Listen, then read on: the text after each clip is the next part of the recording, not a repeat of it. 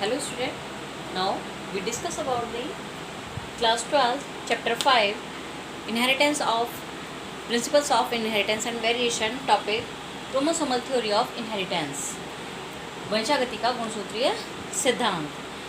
इन 1902 Sutton और Boveri जो scientist थे उन्होंने इस सिद्धांत को दिया था।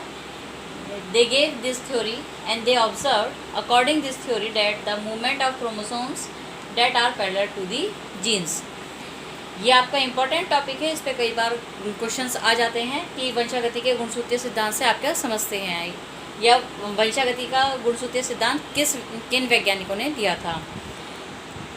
इस सिद्धांत में उन्होंने सटन और बोवेरी ने क्या पाया कि जो क्रोमोसोम्स हैं उन पर ही जीन्स लगे होते हैं, और जब कोशिका विभाजन का समय होता है तो ये ही जो जीन्स हैं वो क्रोमोसोम के साथ अलग होकर माता पिता से संतानों में पहुंचते हैं। जीन और गुणसूत्र हमेशा जोड़ों में ही पाए जाते हैं। उनसे पहले जो बहुत से साइंटिस्ट थे उन्होंने खोज की थी, तो उन्होंने माइक्रोस्कोप तक की भी खोज हो चुकी थी हमारे पास। तो उस टाइम उसके बाद माइक्रोस्कोप की खोज के बाद वैज्ञानिकों ने न्यूक्लियस की खोज की थी, और न्यूक्लियस की खोज के बाद उन्होंने पाया कि जो अर्धसूत्री विभाजन है डेट इज़ कॉल्ड मियोसिस, आपने क्लास 11th में पढ़ा है, उस समय जो गुणसूत्र हैं वो बहुत ज़्यादा क्रियाशील हो जाते हैं, और क्रियाशील होकर वो एक दूसरे से अलग हो जाते हैं। जैसे मैंने आपको यहाँ पे इस डायग्राम के थ्रू जो आपकी बुक में दिया गया हुआ है उसके थ्रू भी समझाने की कोशिश की है कि जीवन फेज़ में आपके जो गुणसूत्र हैं ये अलग हो जाएंगे।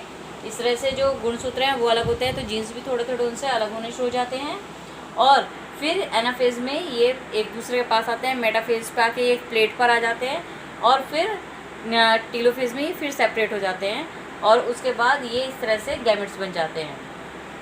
तो जो गुणसूत्र हैं इस पूरे प्रोसेस के जब सेल डिवीज़न का उन्होंने अध्ययन किया सटन और बोवेरी ने, तो उन्होंने पाया कि गुणसूत्र और जीन में बहुत गहरा संबंध होता है। The chromosome and gene have the very sticky relationship in it. Two alleles of a gene pair located on homologous chromosome. इस थ्योरी के जो लास्ट पॉइंट था उसमें उन्होंने ये भी कंक्लूजन निकाला कि जो टू अलील्स होते हैं, हमने कहा था कि एक जीन के अलील्स होते हैं, तो जो टू अलील्स होते हैं वो हमेशा होमोलोगस यानी समजात गुणसूत्रों पर ही उपस्थित होते हैं। समजात यानी एक से। Next, Sutton and Boveri concluded that chromosomes are the things that carry the genes and that are used to transfer the gene to the parents. Finally, जब उन्होंने गुणसूत्र की जीन की पूरा अध्ययन करा सटन और बोवेरी ने, तो फाइनली उन्होंने अपना जो प्रेक्षण था वो यही बताया उसमें कि गुणसूत्र ही वो चीज़ होते हैं जो जीन्स को एक पीढ़ी से दूसरी पीढ़ी में या माता पिता से संतानों में ले जाते हैं, और उसी के द्वारा ही जो लक्षण हैं वो उनका वंशागत होना शुरू हो जाता है। उसके बाद हमारा नेक्स्ट इंपॉर्टेंट टॉपिक आता है, ये दोनों ही टॉपिक हमारे इंपॉर्टेंट हैं, सेक्स डिटर्मिनेशन इन ह्यूमन। ये आपने क्लास 10th में भी पढ़ा है, मानव में लिंग निर्धारण कैसे होता है। आप जानते हैं मानवों में दो तरह के आपके गुणसूत्र पाए जाते हैं, first is the autosome and second is the sex chromosome. पहला ऑटोसोम होता है जिसे हम ए से प्रदर्शित करते हैं, क्योंकि इंग्लिश में ऑटोसोम लिख रहे हैं हम AUTO, और ये 22 पेयर्स होते हैं। जबकि जो हमारा सेक्स क्रोमोसोम है, लिंग गुणसूत्र है, उसका केवल एक पेयर ही पाया जाता है, डेट इज़ द XY और XX, और इन्हें हम क्या कहते हैं, एलोसोम भी बोलते हैं।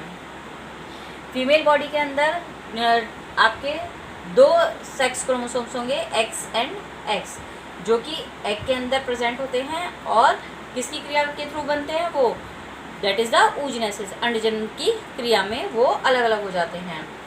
मेल के अंदर आपकी इसी तरह से दो क्रोमोसोम्स होंगे, that is the X and Y, जो स्पर्म के अंदर शुक्राणु के अंदर पाए जाते हैं। किस क्रिया के द्वारा, शुक्राणु जनन की क्रिया के द्वारा उनका निर्माण होता है। इसलिए अगर हम इन सब का अध्ययन करें तो मानव में कुल गुणसूत्र कितने होते हैं, क्योंकि हम क्या कहते हैं कि मानवों में 23 जोड़े गुणसूत्र पाए जाते हैं, यानी 46 गुणसूत्र पाए जाते हैं। तो 23 जोड़े में से 22 जोड़े तो ऑटोसोम्स के हो गए, और एक जोड़ा आपका लिंग गुणसूत्रों का हो गया। क्योंकि दोनों में मादाओं में XX होते हैं, इसलिए उन्हें हम क्या कहते हैं, होमोगैमेटिक क्रोमोसोम्स।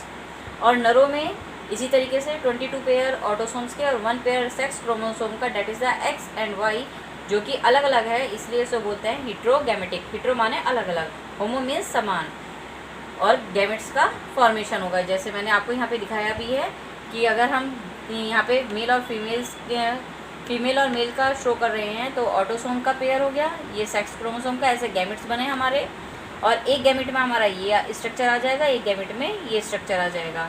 इसी तरीके से फीमेल बॉडी के अंदर आपका ये सेपरेशन हो जाएंगे, और उसके बाद एक गैमेट ये बनेगा, एक गैमेट ये बनेगा, यानी अंडे में एक ये संरचना पाई जाएगी और एक ये संरचना पाई जाएगी।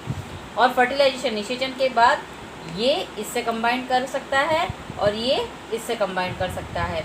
इनमें से कोई सा भी किसी के साथ कंबाइन कर सकता है, जिसके फलस्वरूप ही जो डॉक्टर हैं वो बता देते हैं कि आने वाली संतान नर होगी अथवा मादा।